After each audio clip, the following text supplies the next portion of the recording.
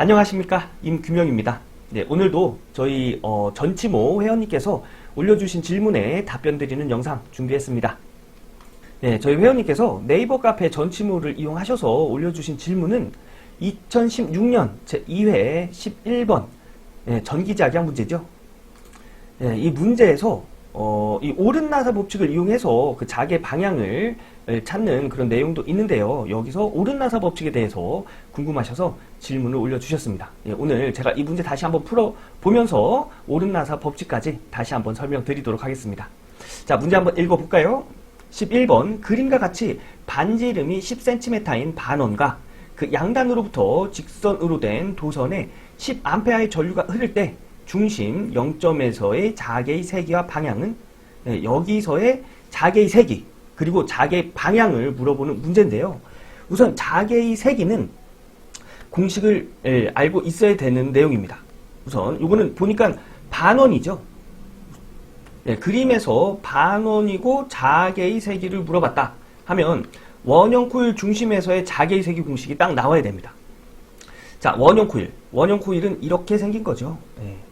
이렇게 생겨가지고 전류가 이렇게 들어가고 이렇게 나가는 이런 코일의 중심에서의 자개의 세기 구하는 공식은 H, 자개의 세기 H는 2A분의 흐르는 전류. 요 A는 여기서부터 여기까지의 그 반지름을 A라고 나타낸 거고요. 여기 문제에서는 R로 주어졌죠. R로. 그래서 이 문제에서는 반원이기 때문에 이 공식에다가 2분의 1을 곱해줘서 식을 다시 정리하면 4A분의 I가 되겠죠.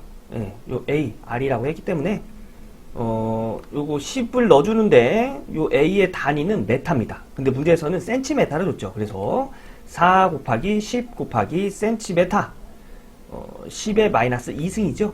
분의 흐르는 전류 10A 10 해서 공학용 계산기에 입력을 시키면 25 암페어 턴 퍼 메타라는 걸 알 수 있습니다.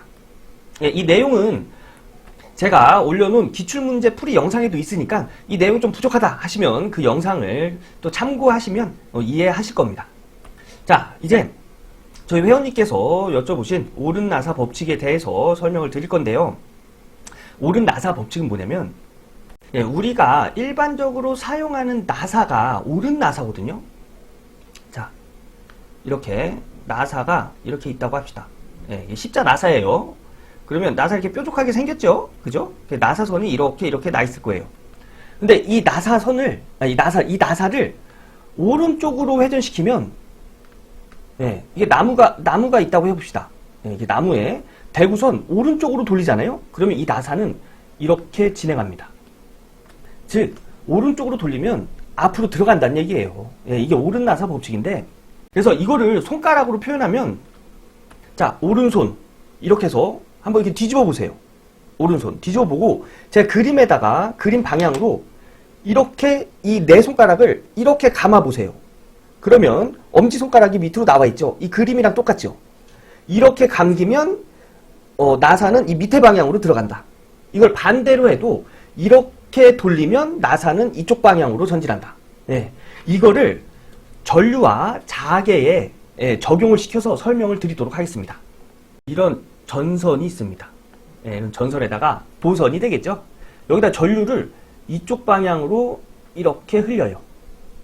즉 전류를 이렇게 흘려요. 그럼 이때의 자개의 방향은 이 전류를 중심으로 해서 이 방향, 오른 방향, 이쪽으로 자개가 형성이 된다는 얘기입니다. 이게 옳은 나사 법칙이라고 하는 거예요. 전류가 이쪽으로 흐르면 감기는 방향으로 자개가 생긴다는 얘기입니다. 이렇게 설명할 수도 있어요. 자개가 이쪽 방향. 자개를 이번에는 엄지손가락 방향으로 해볼게요. 자개를 엄지손가락 방향으로 기준으로 이렇게 하면 이쪽 속을 이렇게 감기죠. 이렇게 감깁니다. 그죠? 그래서 자개가 이쪽 방향이면 전류는 이쪽으로 흐른다. 이게 앙페르의 옳은 나사 법칙입니다. 이걸 어디에서 사용이 되냐면 솔레노이드에서도 이게 적용이 됩니다. 자, 솔레노이드. 이렇게 감긴 걸 솔레노이드라고 하죠. 이렇게 감겨 있는데, 좀 더, 좀 디테일하게 그려볼까요? 네. 이런 쇠막대기에, 이렇게 권선을 감아놓고, 전류를 이쪽에서 밑에서 위로 이렇게 흘렸습니다. 그러면 좀 전에 전류, 이게 전류라고 해도 된다고 했죠? 이게 자개라고 해도 되는 거예요. 전류 밑에서 위로 이렇게 흐르는 거죠. 밑에서 위로 이렇게 흐르는 겁니다. 그러면 자개의 방향은 이 엄지손가락 방향. 이때의 자개는 이쪽 방향으로 발생한다는 얘기입니다. 네, 이럴 때 사용되는 겁니다. 그래서 뭐가 기준이다? 이거는 없어요. 예. 자, 전류가 이렇게 이쪽 방향으로 이렇게 감겨서 흐르면 자개는 이쪽 방향으로 발생이 되고요. 만약에 어떤 도선의 전류가 밑에서 위로 이렇게 흘렀다고 합시다. 그럼 이때의 자개는 어떤 방향일까요? 전류가 이렇게 흘렀으니까 자개는 이 감기는 방향, 오른손이 감기는 방향으로 생기겠죠. 그래서 이때 자개의 방향은 이렇게 발생을 하는 거예요. 우리가 여기서 딱 봤을 때 여기 기준에서는 이 자개가 들어가는 방향이죠. 그죠? 그리고 여기 점에서는 자개가 이렇게 나오는 방향입니다. 나올 때는 어떻게 그려주냐면, 나올 때는 이렇게 점으로 그려주고요. 들어가는 거는 이렇게 X로 그려져요. 그래서 이쪽을 이렇게 그려줘야 되고, 이쪽을 이렇게 그려줘야 되는 거예요. 예. 이거는 약속이에요. 이게 어떤 의미가 있냐면, 화살이 쭉 날아갈 때, 이렇게 쭉 나한테서 멀어지면 화살 뒤에 날개만 보일 겁니다. 그 날개가 X자죠. 예, 그래서 이렇게 X만 보이는 거예요. 그리고 이렇게 쭉 나올 때 화살 뭐만 보이죠? 예, 점 앞에 촉에 있는 그 뾰족한 부분 거기만 보이죠. 그래서 이게 화살 날개를 의미하고요. 이게 화살 촉 앞에 뾰족한 부분 그 점을 의미합니다. 그래서 이렇게 나올 때는 이렇게 표시하고 이렇게 쭉 들어갈 때는 이렇게 표시하는 거예요. 자, 그럼 문제로 와서 한번 볼까요? 자, 전류가 이쪽 방향으로, 예, 영상으로는 이쪽 방향이죠. 이쪽 방향. 예, 이렇게 해야 되는. 아무튼 전류가 이쪽 방향으로 흐르잖아요. 그죠? 이쪽 방향으로 흐를 때 이 네 손가락, 전류를 이걸로 기준을 두고, 이번에는 전류를 이걸로 엄지손가락을 기준을 두고 한번 이렇게 감아 보세요. 감아 보면 자개는 이렇게 발생되는 걸 알 수가 있습니다. 그죠? 이렇게 발생되는 거예요. 자개는 여기 와서도, 예, 이렇게 발생이 될 거예요. 그죠? 네. 여기도 이렇게. 그래서 우리가 볼 때 들어가는 방향이 되겠죠. 들어가는 방향이 됩니다. 그래서 그릴 때는 X, 화살의 뒤에 날개 그림으로 이렇게 그리는 거예요. 그래서 11번의 답은, 네, 4번이 되는 거죠.